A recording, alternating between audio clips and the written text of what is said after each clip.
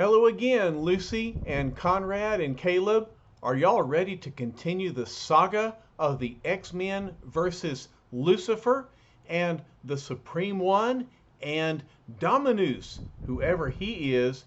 Well, I tell you, this green monster is not Dominus. No, he is a robot warrior sent by Dominus to fight against the X-Men.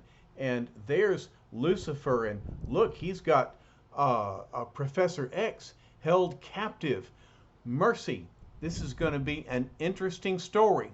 Remember when we left them last, the X-Men were in their private jet, jetting off across America from New York to Southwest United States because Professor X was able mentally to locate the place from which Lucifer has been attempting to extend his mental control over others. All right, so that's enough of our recap. Look, here they're in their plane, but they're being buffeted about. I wonder what's going on. All right, the title of this issue is From Whence Comes Dominus? We'll have to find out. Marvel Girl is saying the ship, it's changed direction. What's happening? And the Angel says that blinding shaft of light, it appeared in front of us from out of nowhere. What is it, Professor? Professor says, I'm not sure, but it's surrounded by some sort of force field, tossing the plane about as if it were a feather. Iceman is complaining to Angel, watch the knee there, Warren. And look at Hank has been knocked backward. He says, what an ungraceful pose for the agile beast to assume. Something is obviously amiss. And Cyclops realizes it must be the work of Lucifer. Well, yes, I would guess so. The editor says, having pinpointed the location of their mysterious foe, the sinister Lucifer, Professor Xavier and his superpowered protégés are rapidly approaching his desert citadel when, without warning, a beam of pulsating light materializes directly in their path. But if you want to know more, you've got to learn it the hard way. Turn the page and read on. So, the next moment, as Professor regains control of the small private craft, a new and even more startling phenomenon greets the eyes of the stunned mutants. Look, that beam seems to be emanating from an opening in the sky itself. And that's not all. Look, inside the shaft, moving at incredible speed, some kind of massive shape streaking down toward the butte. Iceman asks, what can they be?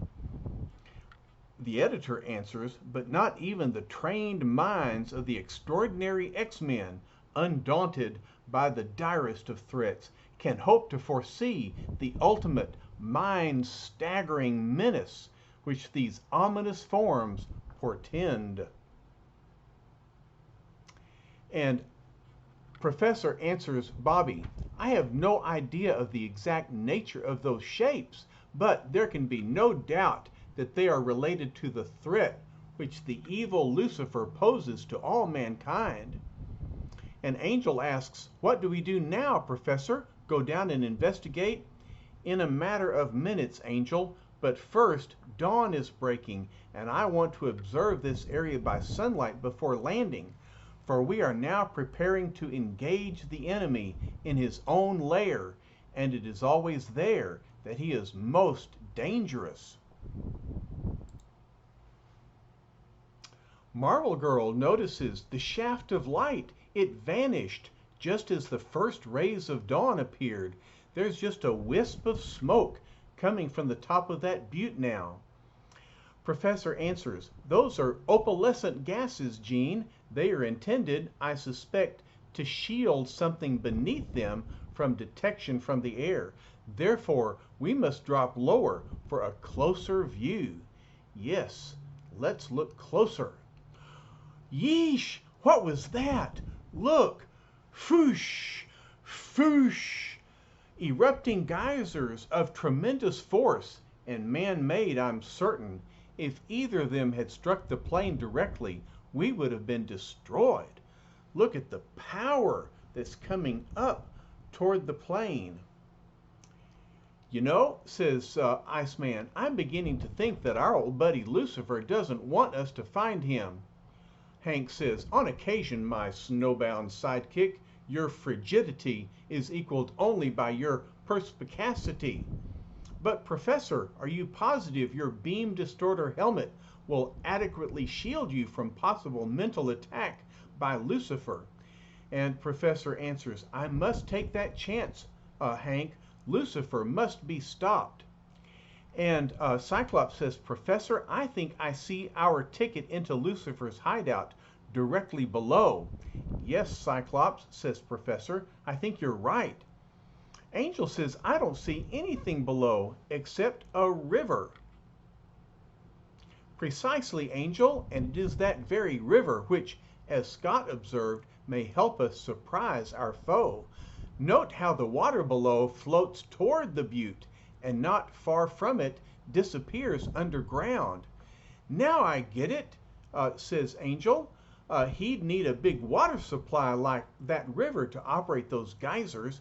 Correct, says the professor, and so we may be able to take him unawares by following that river when it goes underground and into the very citadel of Lucifer.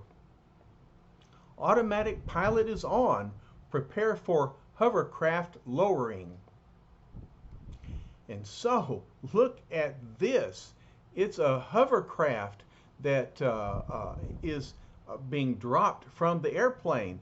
The airplane is going to circle on automatic pilot. And the Angel says, I'll say this, Professor, this new Go Buggy is even niftier than my sports car. Iceman says, Beastie Boy, did you ever notice the tiny signs of materialism in Warren's character? Be kind, lad, says Hank. Besides, you're beginning to sound like me. Quiet, everyone, says the professor. We're landing now. Seconds later, on a plateau above the turbulent river. From here on, says the professor, you will have to carry on without me. However, I'll be following your every move by mental telepathy. Cyclops says, we'll try not to let you down, sir. We must capture Lucifer, says the Angel, to clear our names. Because remember, Lucifer had Eunice and the Blob frame our hapless heroes by robbing a bank and an armored car using their powers and dressed in X-Men uniforms. And Professor says, yes, Warren, but unless I'm greatly mistaken, there is much, much more at stake than merely the reputation of the X-Men. So be careful. I assure you, sir, says Hank, all due caution will be exercised. Well, Bobby, shall we? After you, Twinkle Toes, says Iceman, and they're all prepared to descend down to the riverside.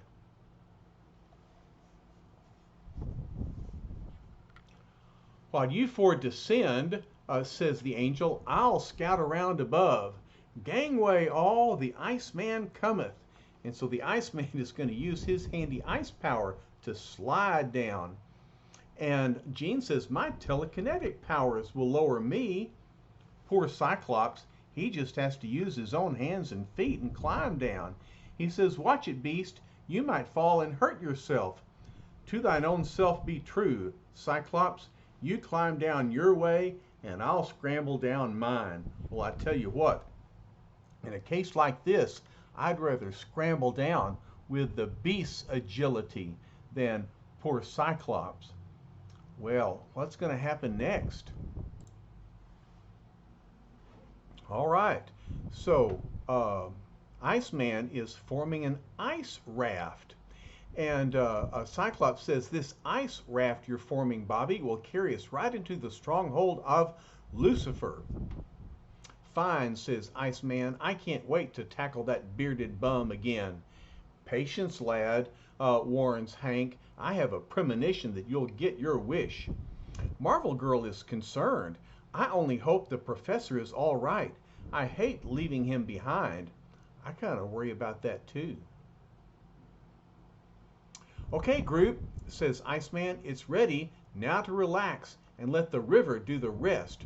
Hurry, all of you, says Cyclops. We'll be drifting into the swift current in a second. Coming, fearless leader, says Angel, and here comes the Marvel Girl telekinetically transporting herself, and the Beast leaps and says, scarcely my conception of a luxury cruiser, but this is no time to be fastidious.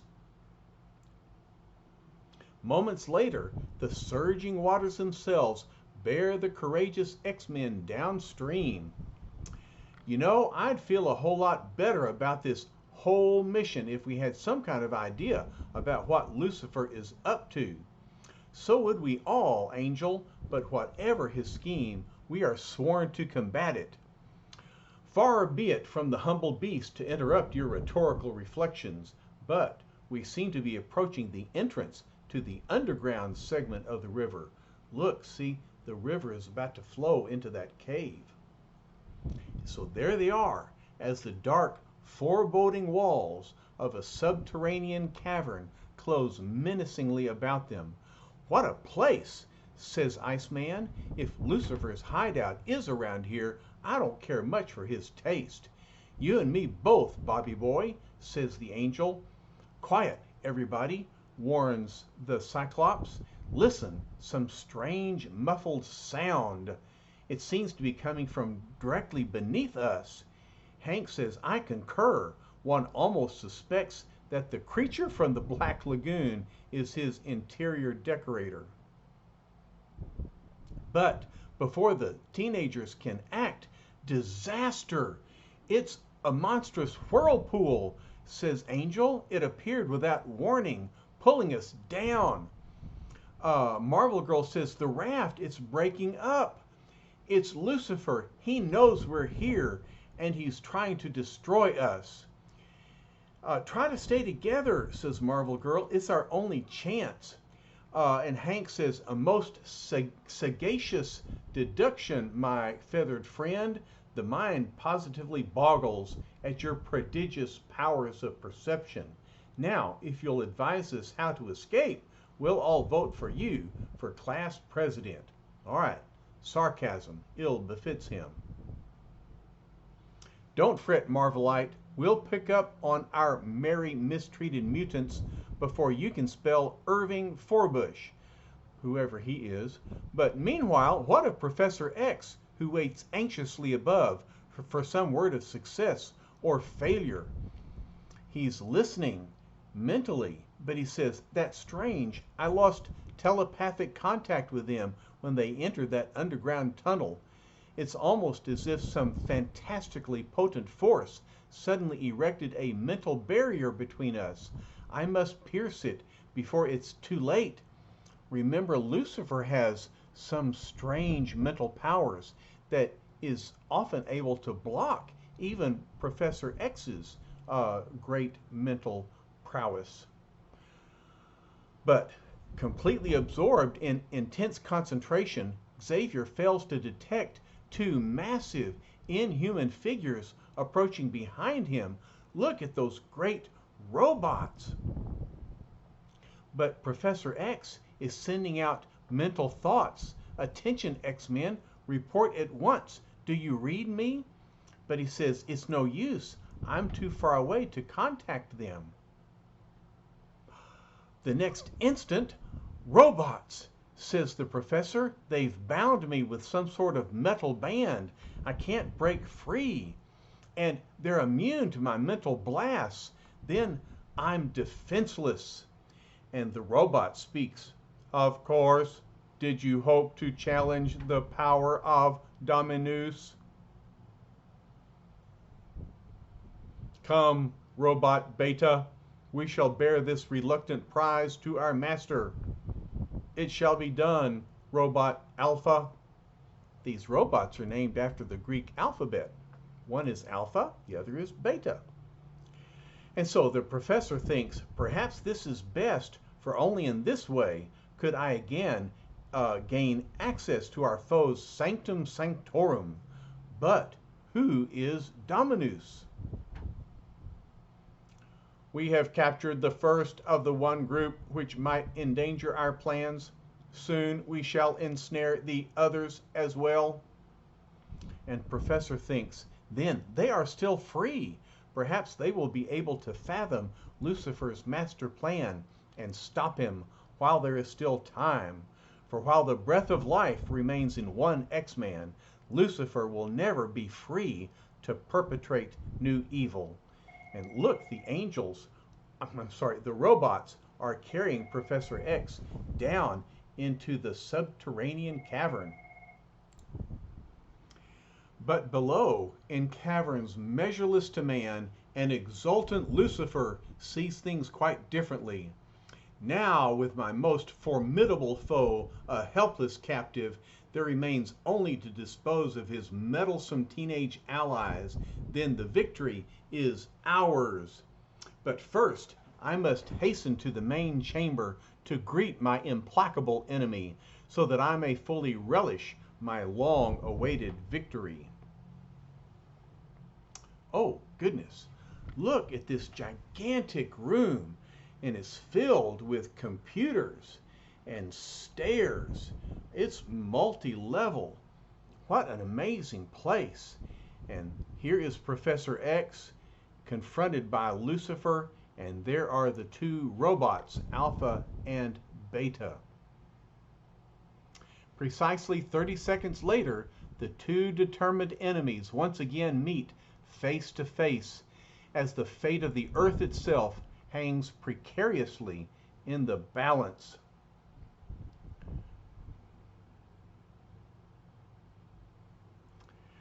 The robot says, "Here, Master, is the Earthling you sent us after. Do you wish us to dispose of him forever?"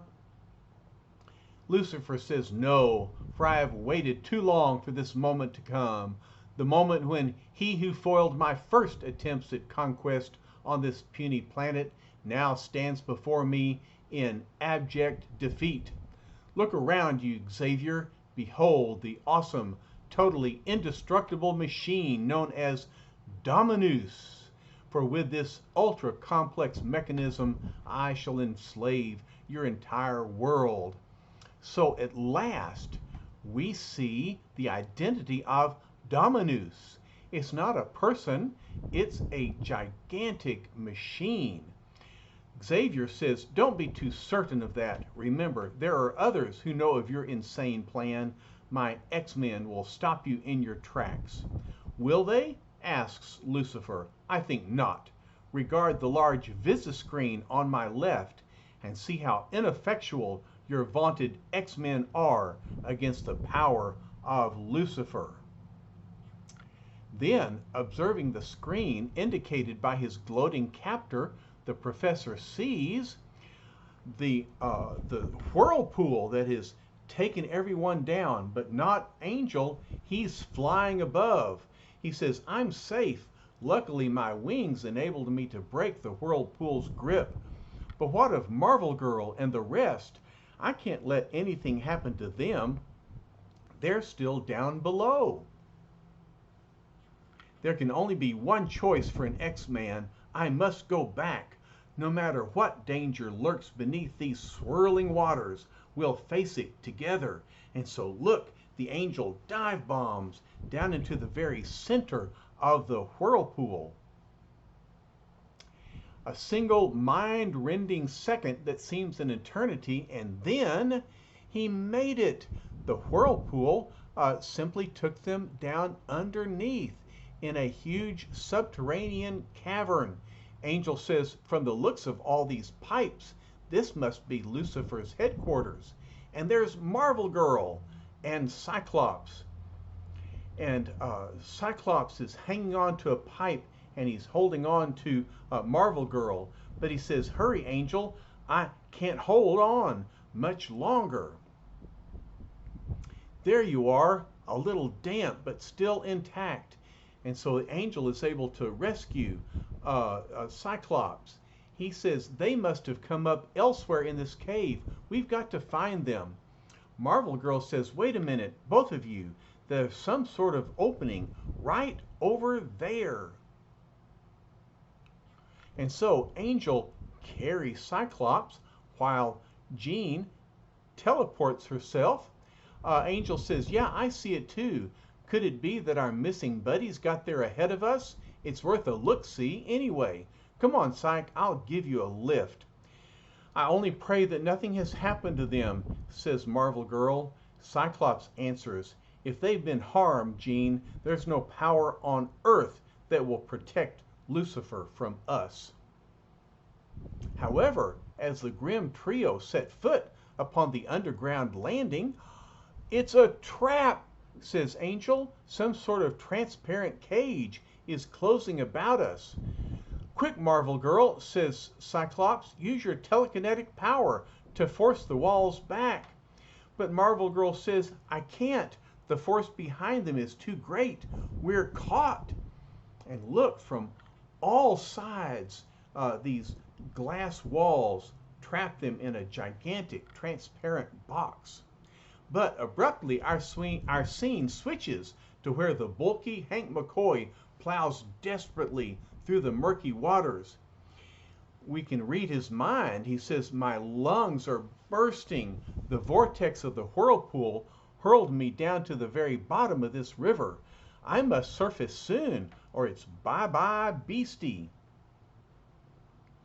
A moment later, the anthropoid X-Man's urgent wish is granted. Or is it? Hank sputters and says, many thanks, friend, for lending the imperiled beast a helping hand. But what a hand!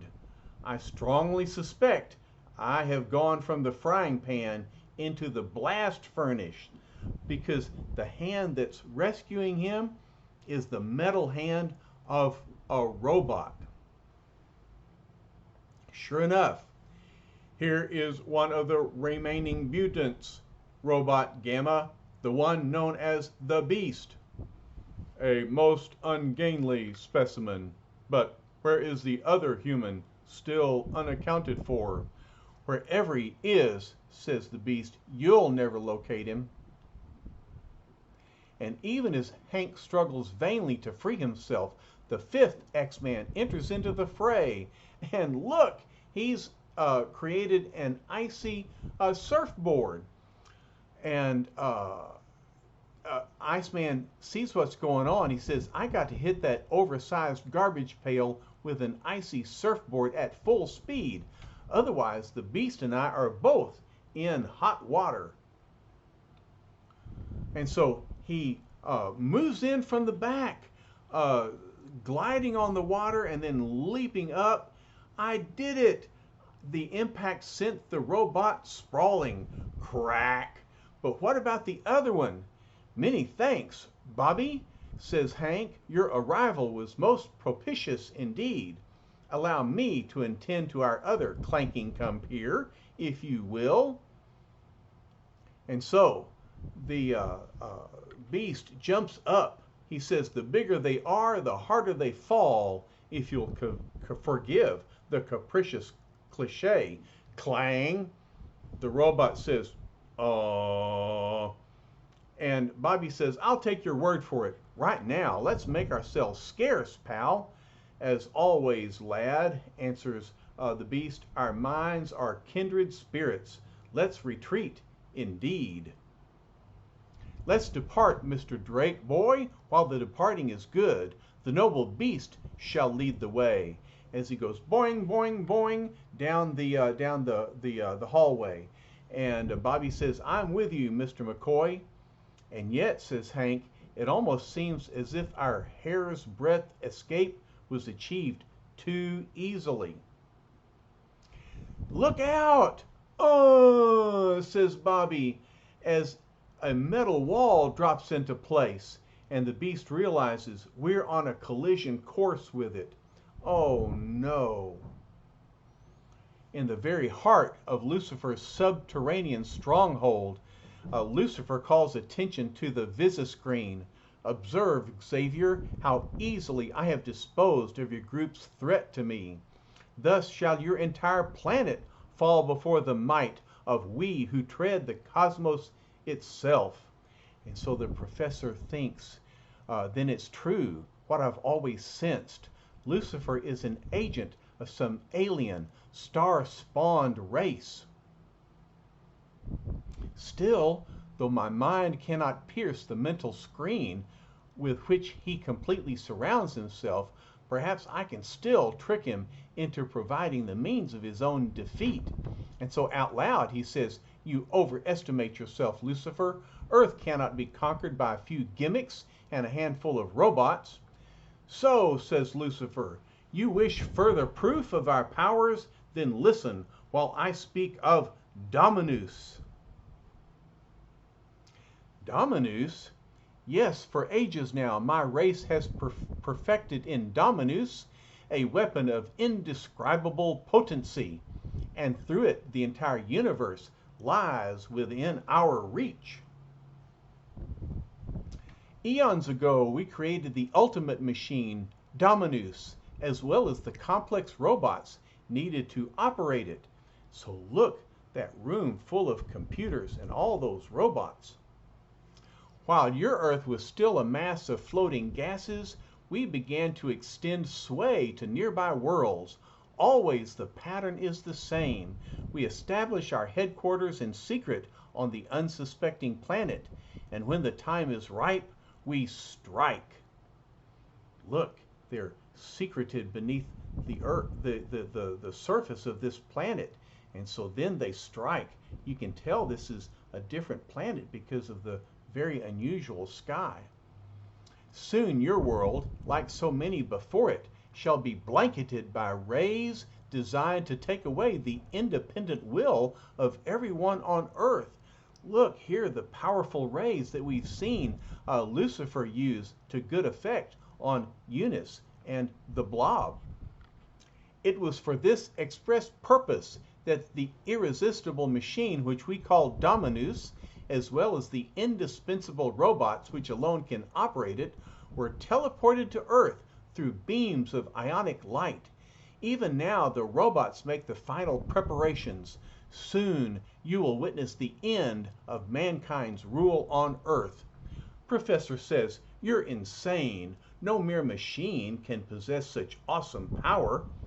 You still do not believe? Asks Lucifer. Then watch this screen and see for yourself. Behold, the scene of our last conquest, the planet of the star Sirius. Once it boasted a great and advanced civilization. Now its inhabitants serve us as mere automatons. And so look, these inhabitants slave for Lucifer and others of his race. And so, with that once mighty race now reduced to servile slavery, Dominus has been sent here. Soon your puny sphere shall share the fate of countless worlds before it. Thus it shall ever be, for it is our destiny to command. Professor thinks, so this is the mad plan of conquest begun a decade ago, and which I have always known I was destined to combat. If even half of what he says is true, Earth could be in the greatest danger it's ever known. Oh my! Even greater than other dangers that we've seen the X-Men oppose and defeat. Well, will the X-Men and Professor X be able to defeat Lucifer and Dominus? We'll find out in our next and final episode of this saga of the X-Men. Hope you're having fun. I'll talk to you later. Bye-bye.